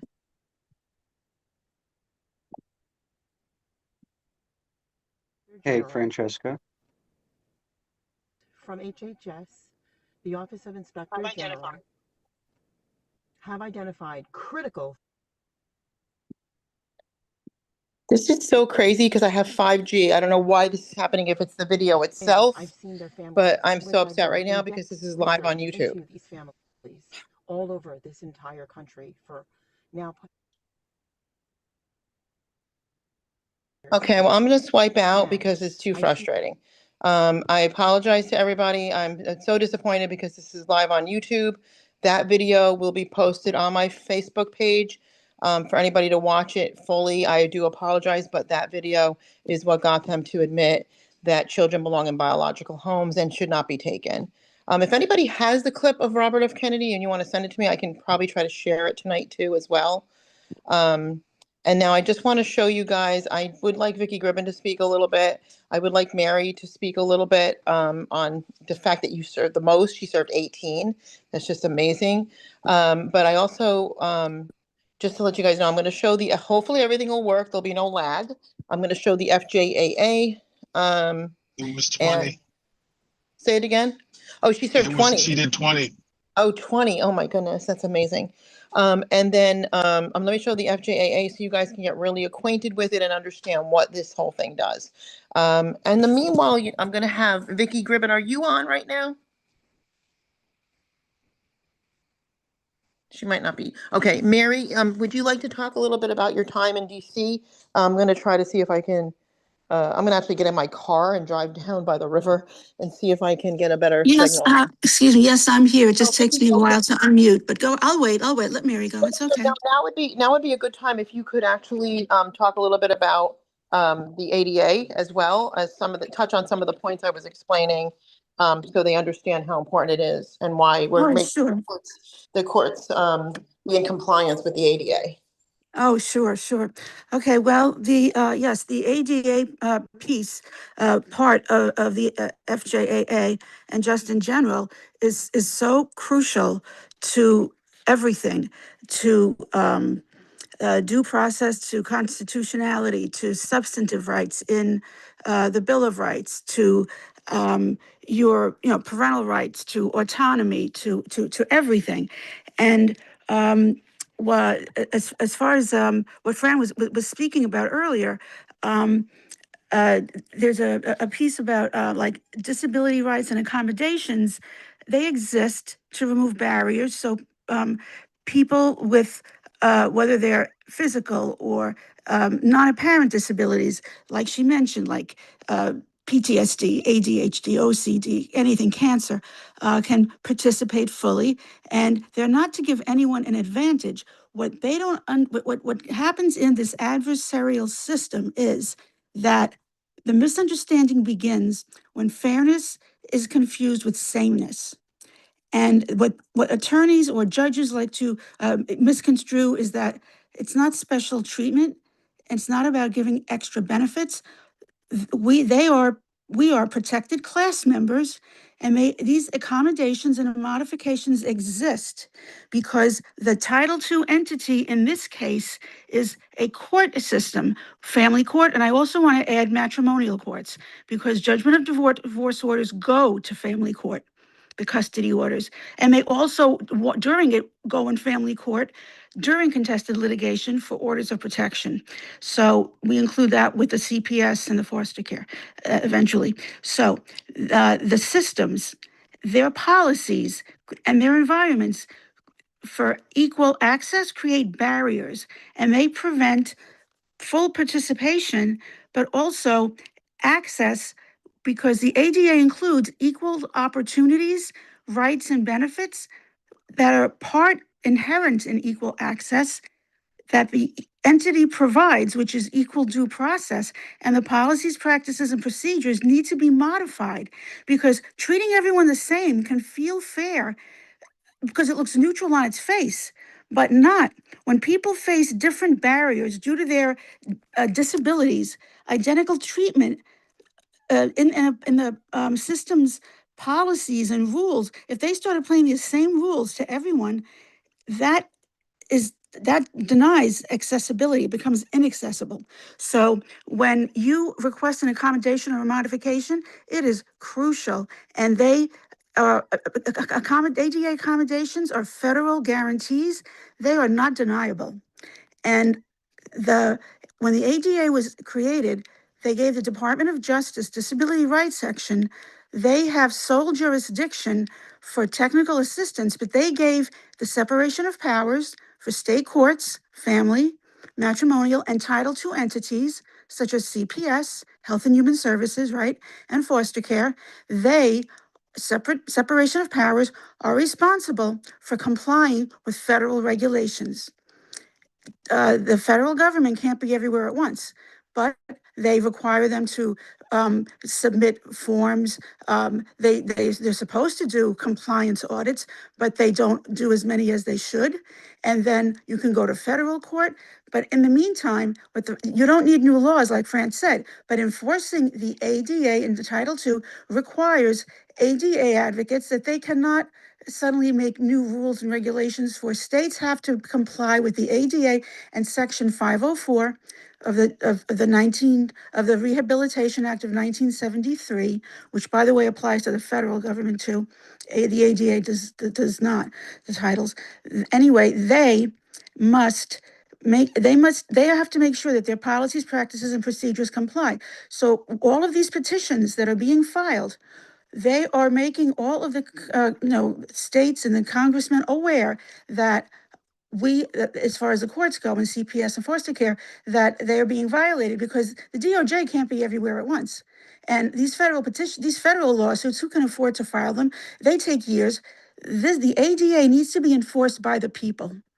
And we need to, it's part of, it's ingrained, it's inherent in the court system, but the states were given the right to police themselves, not police themselves, but to integrate it into their entity's service. It's legal in this case. States create their own policies. The civil laws of procedure are laws, they're statutes. They're created by the state legislatures. Who's monitoring them? Only the DOJ can come in when we say, oh, your policy, like you're not letting an ADA advocate speak, just appear, or you're going to turn around and say, well, you can do this, but you can't do that, or an accommodation is denied and now you have to wait 2 years and file an appeal. No, there should be an administrative process. All of these changes violate due process, and it's discrimination due to disability that is part of the court system that needs to be totally looked at when it comes to CPS and to foster care. And the mountain is going to be moved now, because when the nation needs to have a uniform ADA policy for the court systems and for CPS and for foster care that has never been in place. And we're bringing attention to it now. And it starts with us, and it's going to happen. And I could go on for hours about this. I'm just trying to explain the basics of it, because when they violate discrimination due to disability, it comes to the methods of administration that are being applied by court systems. You can never have the federal government overturn a court order or tell a court what to do, but we can. And it is in the law, federal regulations of under HHS, Health and Human Services, under the Department of Justice, and under Title IV, when it comes to CPS and foster care. The federal government is allowed to regulate their policies and practices and procedures. None of them are forced to be Title II compliant. None of them talk about the standards, okay, when it comes to child safety. Or how about PTSD when it comes to children's brains? Okay. Do you know that there is a SCOTUS law under the Roberts Court that it was a federal law, a Supreme Court decision, and it was about gaming. And they came up with a decision that said children's brains are not developed till they're 25, and video games can wind up being damaging. And they really should have a higher standard of proof when it comes to assessing whether or not video games can damage children's brains. That applies to this. Where does CPS go in and turn around and say, okay, so we think that you're unfit, you may have bipolar, or the court appoints a forensic, and they're not using evidence-based standards? Why don't they use SPECT scans, especially in contested cases before they take someone's child away? All these things need to be reviewed. All these things apply to the ADA. And then when they issue orders, if your child has a disability, okay, that order, the IDEA, okay, applies if your child has what do you call that, an IEP. So now you have parents who are, if they don't have custody and they're battling in court, suddenly they can't be permitted into the child's school. No, that violates. It's a whole web, and we need to get.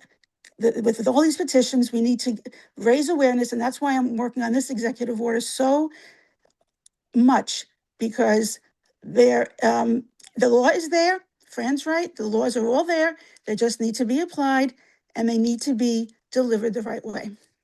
Well, and what this is going to do is it stops them completely from not only causing more disabilities, but exacerbating the pre-existing conditions, making it worse, making situations worse. And this will stop all of that. And then, of course, we go back to recompense. So now with that, Mary, thank you, Vicki. With that, Mary, can you just touch on a little bit of what your time in DC, and you just won the award of the amount that you served. I was literally laughing so hard before when you told me. So if you could just take the mic for a little bit and then drop that mic, and then I'm going to go ahead and play the FJAA for everybody who's not aware, and maybe you're new here. Okay, go ahead. So I just contacted Dale and I asked him for, a petition, and he asked me if I wanted to add anything to the petition. And so I just sent him, my case files that I had, and he added it to the end of the petition. And he sent me all of the digital files that went with it. Other people that have turned in, their appendixes and their briefings and stuff like that.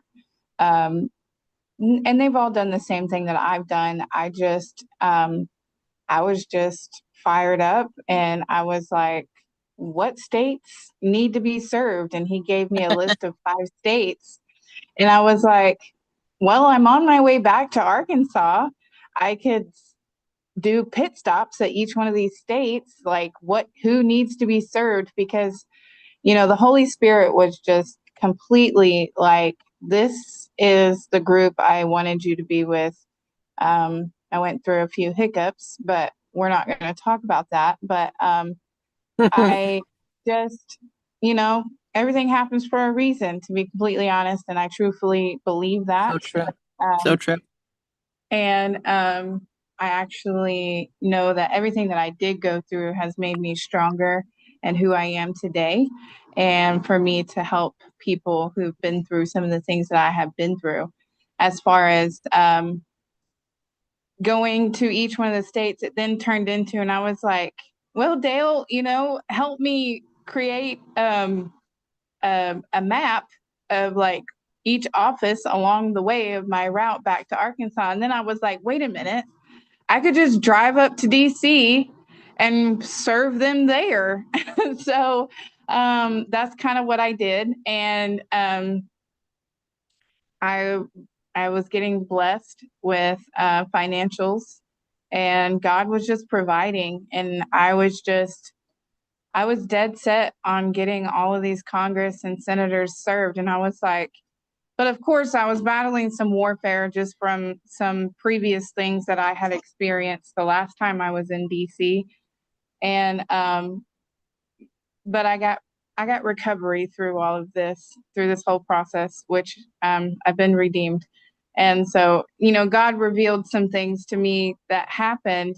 And so today I have accomplished 20 servings to 18 different states and 20 different 20 altogether, including congressmen, a mixture of Congress and senators. And I hope that I can do more. And we're looking forward to getting a hold of anybody that's willing to reach back out. And I will be doing some contacts, reaching back out to some of those states. But I do need help because there's a lot. Yeah. And everybody, that has time or is willing to just call and check in and say, hey, you know, I'm just, you guys were served with this petition, and we're just wanting to follow up. We are planning an event, and we'll get more details on that. We're aiming for the week of the 21st through the 24th of September.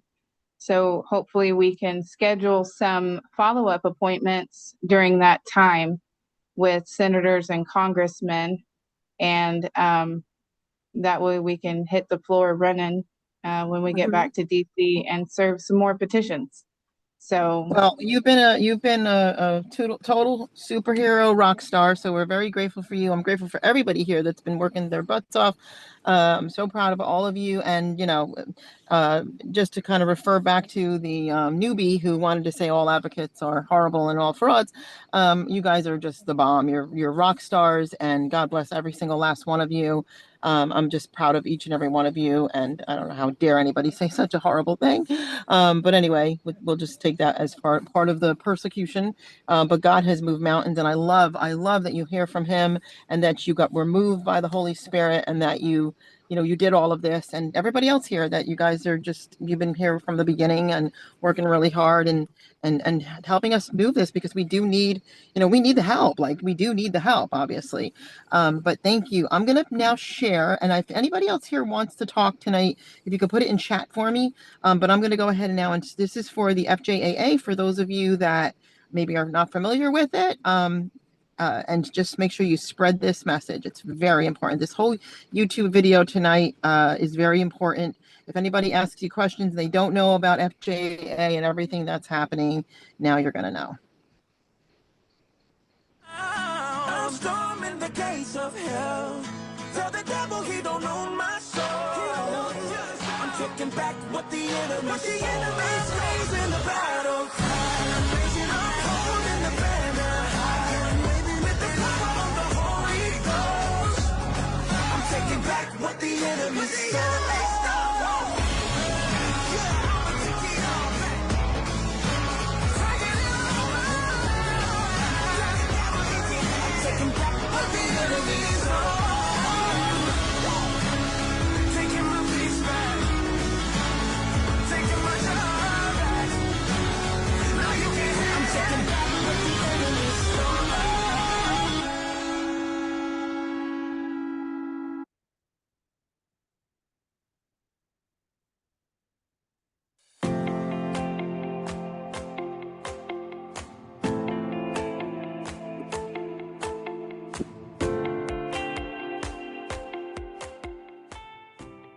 Welcome to the Deep Dive. We're here to plunge into some pretty dense topics, pull out the key insights, and basically give you a shortcut to being really informed. That's the goal. So today we're tackling something complex, definitely sensitive, the U.S. Family Court and child welfare systems. Yeah, it's a big one.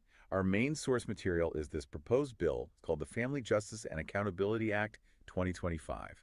It's authored by Francesca Amato. And it's not just theory, right? It draws on, what, over 17 years of advocacy? Exactly. Advocacy and firsthand experience. And it's really aimed at addressing what the author sees as deep systemic failures in these systems. Okay. So our mission today is to kind of unpack this thing. It's a detailed document, and we want to distill what it's really saying, what its implications might be. Make it understandable. Right. Okay, let's unpack this. Sounds good. So the bill kicks off by pointing out this really stark contrast. It says family courts were supposed to be, compassionate, rehabilitative, child-centered. The ideal picture. Yeah, always putting the best interests of children first. That sounds, well, good. It does, but then the bill immediately flips to what it calls the reality. It claims that, in practice, these courts have repeatedly and systemically failed to do that. Fail how? Well, it goes further. It argues they've actually become, and this is a direct quote, engines of trauma, injustice, and state-sponsored family destruction. Wow. Okay. That's incredibly strong language. How does the bill, back that up? What specific systemic failures does it actually point to? It lays out a few key things. First, a major lack of transparency and public oversight. Court proceedings are often sealed, right? And the bill claims this leads to unchecked judicial discretion. Basically, judges doing whatever they want without scrutiny. And potential rights violations. Exactly. Violations of constitutional rights, civil rights, and it specifically calls out the Americans with Disabilities Act, the ADA. Okay. Transparency's one. What else? Second, it talks about perverse economic motivations. This is pretty controversial. How so? It alleges that federal money, especially from Title IV of the Social Security Act. That's the funding for state child welfare. Right. That funding, plus laws like ASFA, the Adoption and Safe Families Act from '97. Which speeds up terminating parental rights. Yes. The bill claims these things actually create incentives to separate children from perfectly fit, loving parents. Incentives for separation. That's counterintuitive. It's a central argument in the bill. Yeah. And there's a third finding that's really concerning. Go on. It asserts that protective parents, especially mothers, often get penalized. They're called uncooperative or alienating if they report abuse. While the alleged abuser might get custody. Or unsupervised visits. Yeah, that's the claim. Abusers rewarded, protective parents punished. Okay, this is getting really interesting and pretty disturbing. What about Child Protective Services, CPS? The bill singles them out too, right? It does. The findings there are just as critical. It alleges CPS frequently leaves children in abusive environments. So failing to protect. While also unjustly removing children from fit homes. So errors in both directions, basically. Which just makes things worse. According to the bill, yes. Exacerbating harm and perpetuating systemic failures. It argues the agencies meant to help are part of the problem. Does it offer any evidence for that? It cites quite a bit of social science research. Things like the Adverse Childhood Experiences, ACEs, studies, Saunders, Myers.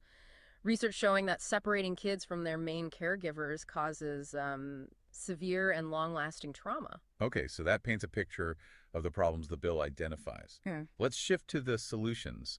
How does it propose fixing this? Immunity seems like a big one. A huge one. The bill flat out argues judicial immunity is not found in the U.S. Constitution. Not in the Constitution. Nope. It says immunity was basically created by the courts themselves through case law.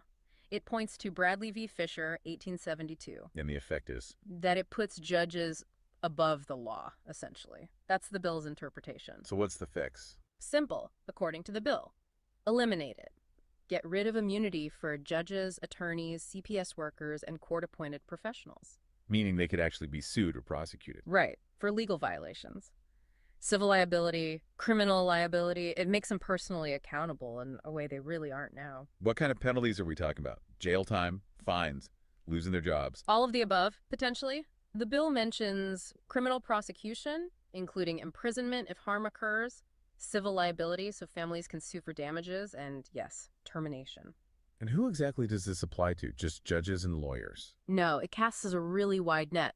It says all individuals, agencies, and entities involved in removal, custody, foster care, adoption, public or private. So everyone? Pretty much. They shall be subject to full civil and criminal liability for harm or rights violations. It even includes foster parents, adoptive parents, and healthcare professionals if they knowingly contribute to wrongful removal or concealment. Okay. Let's talk about law enforcement. Their motto is usually to protect and serve. How does the bill view their role in all this? Well, the bill finds that police have increasingly become just agents of court orders participating in removals. Even if the orders might be slawed. That's the implication. It says they often participate in the unlawful seizure of children and explicitly states officers are not immune from liability when they act outside of constitutional bounds or fail to intervene against known harm. Wow. It even uses the phrase child trafficking pipelines in relation to their role. It does. It suggests that by enforcing certain orders without sufficient scrutiny, they can inadvertently aid these alleged pipelines. So what does this all mean for a police officer on the ground if this passed? Big changes. They'd have to verify orders are actually legal and constitutional first. Is there a proper warrant? Was due process followed? Is there ADA accommodation? Is there really clear and present danger with actual evidence? That's a lot more responsibility. It is. And mandatory annual training to constitutional law, ADA, trauma-informed practices, whistleblower protections. And that old line, I was just doing my job. The bill says that shall no longer shield misconduct. Pretty direct. Okay, accountability for individuals is clear. What about system-wide transparency beyond just law enforcement. Yeah, the bill pushes hard on that. It mandates body cameras and public record access for basically all family court and child welfare personnel. So everything's recorded and potentially public. That's the idea. And it has this thing called the gold standard of transparency. Officials have to use their real, full legal names, no aliases, public disclosure of all identities used. No hiding behind initials or anything. Right, full identification. Okay, shifting gears slightly. People often complain about the Department of Justice, the DOJ, saying they lack resources to investigate complaints like civil rights issues. Does the bill address that? Oh, absolutely. It calls that response essentially an excuse. It declares the DOJ's failure to investigate complaints, ADA, civil rights, constitutional violations in family courts is a direct failure to uphold the laws they are mandated to enforce. Strong words for the DOJ. Does it propose consequences? It does. Things like congressional oversight hearings, civil penalties against the department, and significantly, it grants citizen and advocate standing. Meaning regular people could sue the DOJ. To compel them to act, yes. To force an investigation into alleged misconduct within the family court system. Okay, let's talk about restitution. Making things right for families who the bill says were harmed, it mentions really devastating outcomes. Yeah, it finds that decades of misapplication of family court discretion have led to catastrophic harm. It lists things like physical and sexual abuse, wrongful separation, suicides, and deaths of children. Just awful alleged consequences. Truly heartbreaking. So what does the bill propose for compensation? Substantial financial compensation. Compensatory damages covering emotional pain, physical harm, lost family connection, even lost education and job opportunities. And for the kids specifically. It mandates fully funded college or vocational education for children who were wrongfully removed or harmed. A chance to rebuild, maybe? And I noticed something about the statute of limitations. Right. No statute of limitations for child sexual abuse claims or in cases where there were coercion or gag orders preventing people from speaking out. That acknowledges how long it can take for trauma to surface or for people to feel safe reporting. Exactly. And speaking of things that silence victims, the bill takes a really strong stance against parental alienation syndrome, PAS. Oh, PAS. That's a controversial one. What's the bill's take? It calls PAS and similar concepts debunked theories. It claims they're used specifically to discredit abuse disclosures made by children or protective parents. And it connects this to custody outcomes. Directly. It alleges these theories lead to wrongful custody reversals in over 58,000 cases annually in the U.S., often putting kids, it says, at serious risk. So what does the bill propose regarding PAS? Ban it. It mandates that courts cannot rely on PAS or similar theories unless there's clear and convincing evidence of actual intentional harm or coaching by the parent. It's a much higher bar. That seems like a major shift. What about the broader view of children's rights in the bill? It's quite explicit. It affirms children are legal persons, not property. They have independent rights, especially to safety and stability. Not property. That's significant phrasing. It is. And it makes a crucial distinction about neglect. It says neglect, if it's unintentional or related to circumstances like poverty, shall not serve as lawful grounds for child removal. So poverty alone isn't grounds for removal? Not according to this bill. Only substantiated abuse proven with clear and convincing evidence should warrant taking a child. That redefines the threshold for state intervention significantly. And the bill links forced separation directly to health outcomes, right? Citing research. It does, very directly. It says forced separation from a biological parent causes significant and well-documented trauma. It compares PTSD rates in these kids to combat veterans. Combat veterans, that's staggering. Yeah, and it links this trauma to long-term developmental harm, disrupted attachment, depression, suicidal ideation. Very serious consequences. And it mentions foster care statistics too. Right, that more than 80% of foster children suffer from a significant mental health issue, which qualifies them as disabled under the ADA. 80%. And also that they're over 7x more likely to be sexually abused in foster care compared to the general population. Grim statistics used to bolster the argument against unnecessary removal. What's fascinating here is the connection the bill makes between that trauma, disability, and the ADA and family court. Can you unpack that a bit? Sure. So the trauma itself can cause disabilities, right? Mental health issues, PTSD. The bill emphasizes that family courts must comply with the ADA for these children and also for disabled parents or caregivers. How does that play out practically? It says removing a disabled child from their main caregiver is strictly prohibited unless every reasonable modification, accommodation, and support service has been tried first, identified, offered, and exhausted. So keep the child home with support, if at all possible. Exactly. It cites the Olmsted Supreme Court decision about providing services in the most integrated setting. Here, that means keeping disabled kids with their families whenever feasible. Okay, beyond individual rights and definitions, are there changes to how the courts actually operate, the procedures? Yes, a couple of really big ones. First, the reinstatement of jury trials in family court matters involving the loss of custodial rights. Jury trials in family court. For cases where a parent could lose custody, yes. A jury of peers making that decision, not just a judge. That's a fundamental change. Huge. What else? The creation of independent family justice oversight committees. These would include civilian members, providing outside accountability for the courts and agencies. So, more eyes on the system. Are there other major reforms we should touch on? It seems like a really comprehensive bill. It really is. There are several more significant pieces. Okay, let's hear them. First, it calls for the full repeal of the Adoption and Safe Families Act of 1997, ASFA.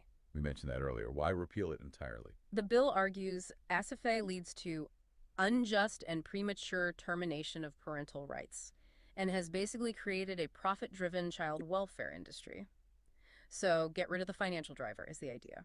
Okay, what's next? Then there's the abolition of foreign legal influence, specifically mentioning Hello? the BAR, the British Accreditation Registry. The Bar Association. What's the issue there? The bill asserts the practice of law is a right of the people, not something controlled by a, quote, foreign or private registry.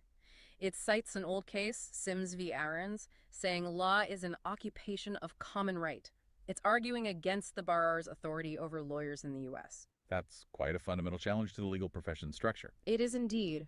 Then there's the prohibition of bonding and commodification of families. Bonding, like financial bonds. Sort of. This part is very specific. The bill alleges children's placements are sometimes assigned CUSIP numbers identifiers usually used for financial securities. Wait, treating kids like stocks? That's the provocative claim. Yeah. That it turns kids into commodities. The bill wants to ban any financial instruments tied to custody outcomes, calling it akin to human trafficking or racketeering under auto laws. No CUSIP numbers for kids. Okay, that's a very specific and serious allegation. Anything else? Yes. Elimination of anonymous reporting to CPS. Reports would need full identification, signed under penalty of perjury. Why? To deter false or malicious reports, the bill argues. Increase accountability for those making accusations. Makes sense. And one more. Finally, the prohibition of unconstitutional gag orders. These are orders that stop parents from speaking publicly about their cases. Which happens quite often. Yeah. Yes. The bill calls these gag orders a First Amendment violation and a form of psychological, emotional, and reputational abuse. It wants to ban them. So, looking at this whole thing, it's striking how often the bill says it's not a new law. It keeps saying it's just about enforcing the laws we already have, fighting for rights we already have. Exactly. That's the philosophical underpinning. The argument isn't necessarily for new rights, but for the system to actually respect and uphold the existing constitutional and human rights of children and parents. The claim is the system has drifted away from those fundamental principles. Precisely. And this bill is presented as the way to force it back into alignment. Well, we've certainly taken a deep dive into this proposed Family Justice and Accountability Act. It is incredibly comprehensive. I mean, from getting rid of immunity for judges and officials. Right, to totally restructuring child welfare funding. And changing court procedures, Right. redefining rights. It touches everything. Yeah. And I think what's really at the core, as the bill itself puts it, is trying to build a system that values truth, transparency, disability accommodation, and human dignity. And its stated goal is pretty ambitious. Yeah. Ending what it calls state-sanctioned trauma. A massive goal, yeah. Whether it could achieve that is another question, but that's the vision. It is. So for you listening, here's something to think about, a final thought. What would the world of family courts and child welfare look like if these kinds of sweeping changes, all framed as enforcing existing rights, were actually put into practice? Wow. How might that really shift the power dynamics, for kids and parents all across the country? All right, guys. So now you got to remember that was pre-presentation, pre-DC. That was in preparation of, going. And then there was the government shutdown. So the cool thing about it, and then when people ask, the cool thing about it is that we only presented in October during a government shutdown. Okay. And then we had, you know, as you saw, you know, numerous Congress member meetings and all that you've seen as that's transpired, and then private meetings with RFK Jr., and then the list just goes on.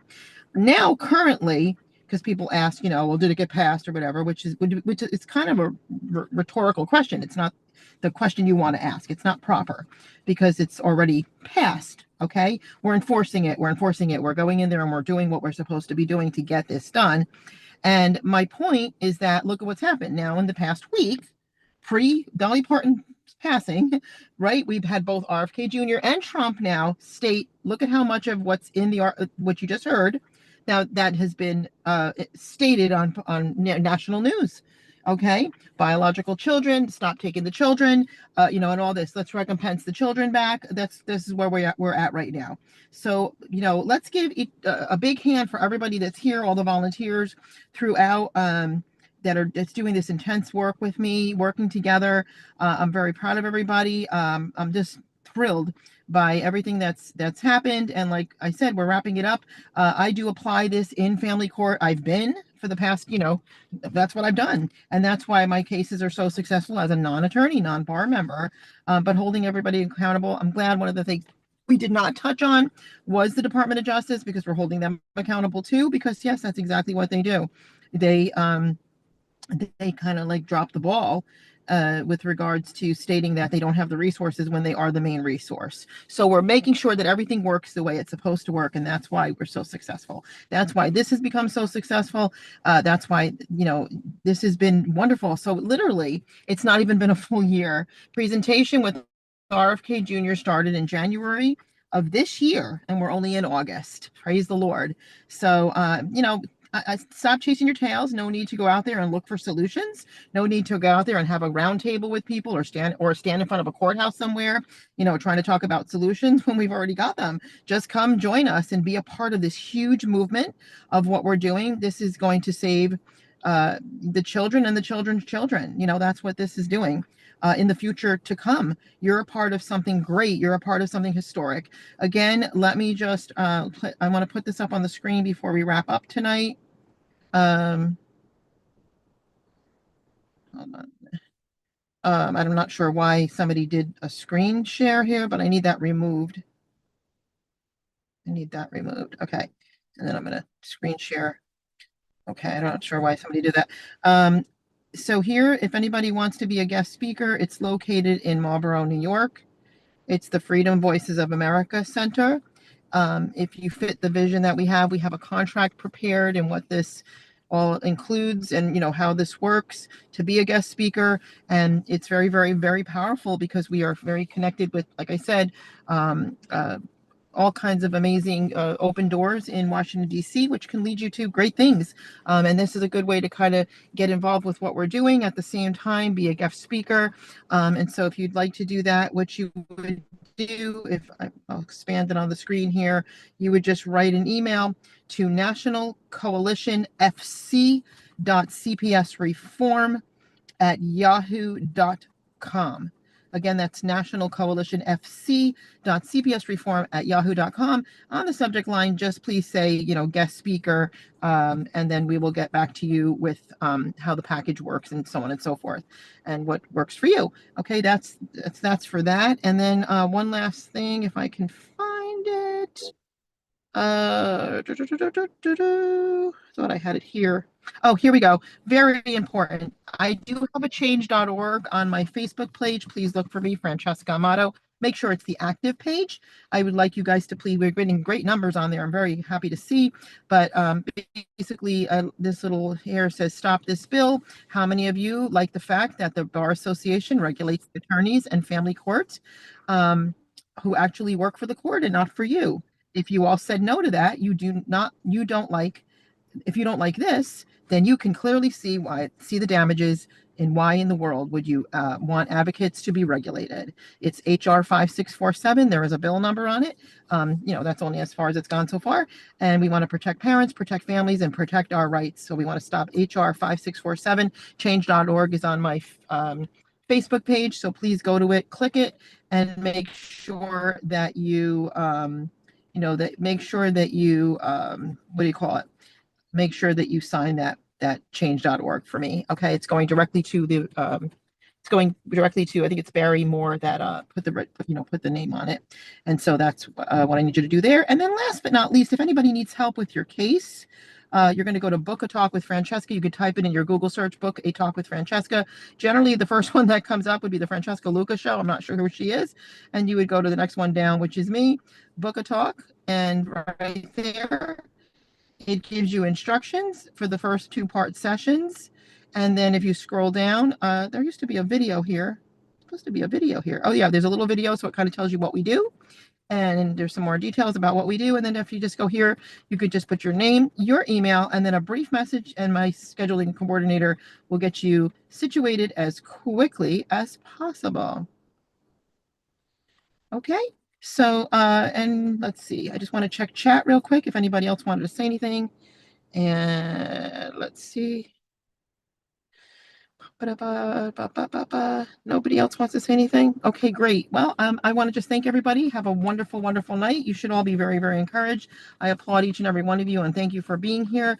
Everybody that prays, let's keep this up in prayer, guys, because prayer changes things, as you can see, and God does move mountains. So God bless each and every one of you. And remember, you are a very reputable advocate, and you are very deeply loved and appreciated by the most important, God Almighty, and also by me.